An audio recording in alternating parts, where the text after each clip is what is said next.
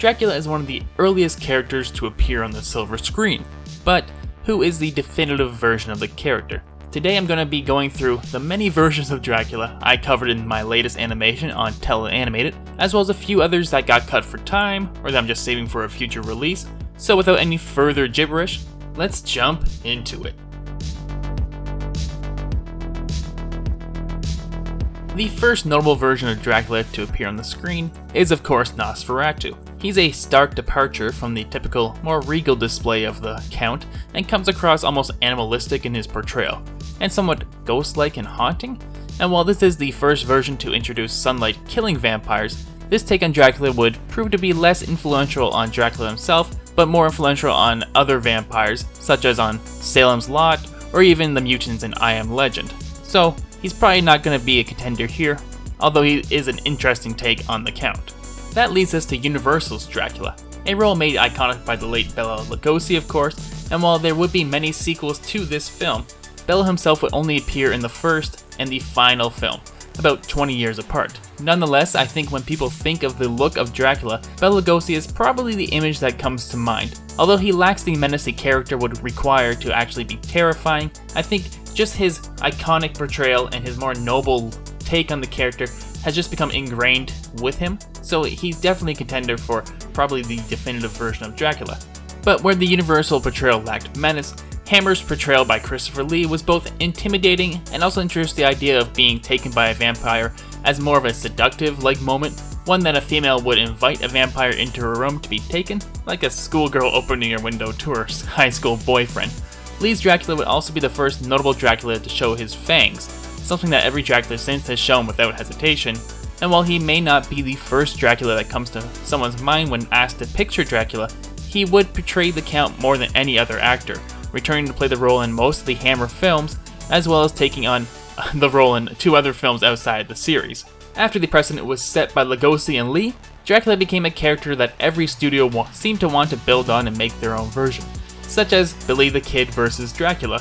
It's a weird B-movie that probably only about 2% of my watching audience had ever even heard of, and less than that had ever seen.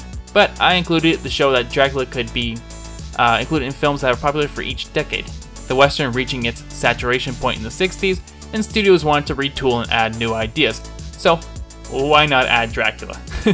The same can be said about Blackula. While the actual Count's appearance is pretty lackluster, Blackula is about as iconic as a blaxploitation character has ever been, and helps kick off a boom in the early to mid 1970s of monster and horror characters being mixed into the blaxploitation genre. Unfortunately, the sequel was rushed into development and ran out of money partway through filming, so the ending to Scream Blackula Scream leaves much to be desired, and the character sadly never really recovered.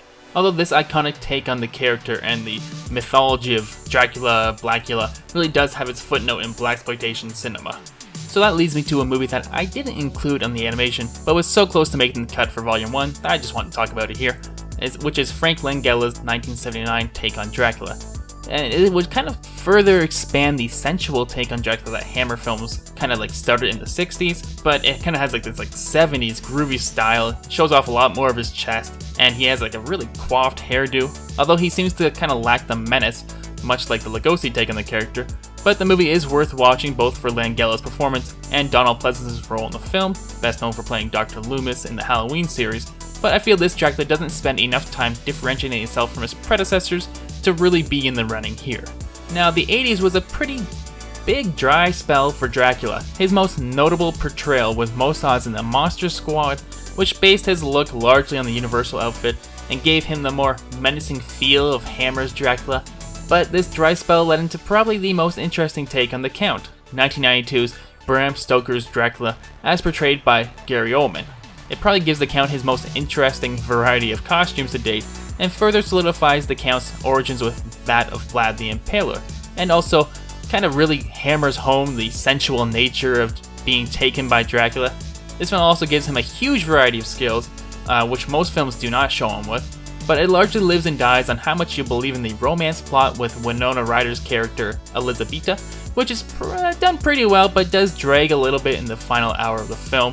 This version would also be parodied in films like Dracula Dead and Loving It, as well as the amazing Simpsons Halloween special with Mr. Burns. And I think the opening scene in this film sort of led into the more action-oriented take on the character that followed in the 90s and 2000s, which we'll get into right now. So, classic horror characters stopped being financial hits in the 90s and 2000s, but Hollywood still had all these properties with that name value, so all of a sudden Dracula, The Mummy, and Frankenstein were shoehorned into action films. This worked out pretty well for The Mummy in the Brendan Fraser films, but I feel like Frankenstein and Dracula maybe weren't as lucky. A more action-oriented Dracula would appear in Van Helsing, Blade 3, and Dracula Untold, just to name a few of this kind of take on the character.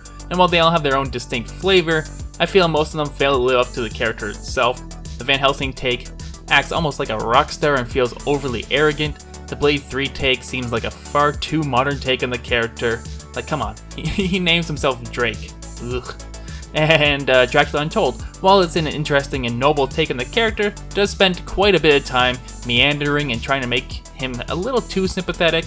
Although some of the action scenes are pretty good in that movie, and I think it's worth watching just for that.